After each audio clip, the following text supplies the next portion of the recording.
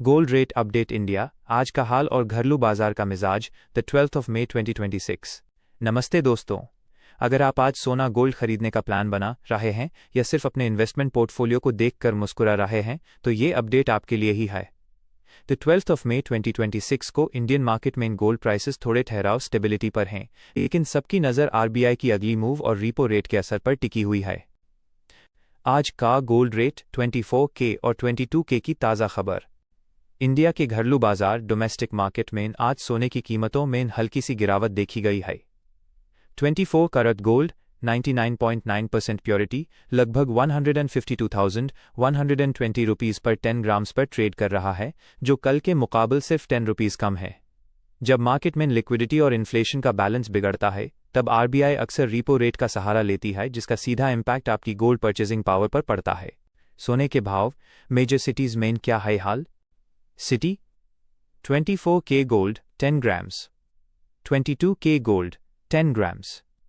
Mumbai 152,120 rupees, 139,440 rupees. Delhi 152,270 rupees, 139,590 rupees. Chennai 153,810 rupees, 140,990 rupees. Bangalore 152,120 rupees, 139,440 rupees. Chennai जे शहरों में हमेशा की तरह थोड़ा प्रीमियम है, लेकिन ओवरऑल घरेलू बाजार में प्राइसेस स्टेबल हैं। इन्वेस्टर्स को लगता है कि जब तक रीपो रेट 5.25% पर बरकरार है, तब तक मार्केट में कोई बड़ा शॉक नहीं आएगा। हालांकि ग्लोबल जियोपॉलिटिकल टेंशन्स हमेशा एक वाइल्ड कार्ड बनी रहती हैं। क्यों अटका है गोल्ड का रेट? आप सोच रहे होंगे कि गोल्ड 1.5 लाख रुपीज़ के पार क्यों निकल गया। असल में वेस्ट एशिया में चल रही हलचल और ग्लोबल सेंट्रल बैंक्स की पॉलिसीज़ ने सोने को एक सेफ हैवन बना दिया है।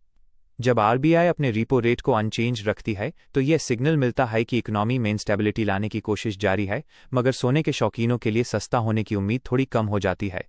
घरेलू बाजार और आपकी पॉकेट। हमारे घरेलू बाजार में शादियों का सीजन हो या कोई त्योहार, सोना खरीदना एक जज्बात है।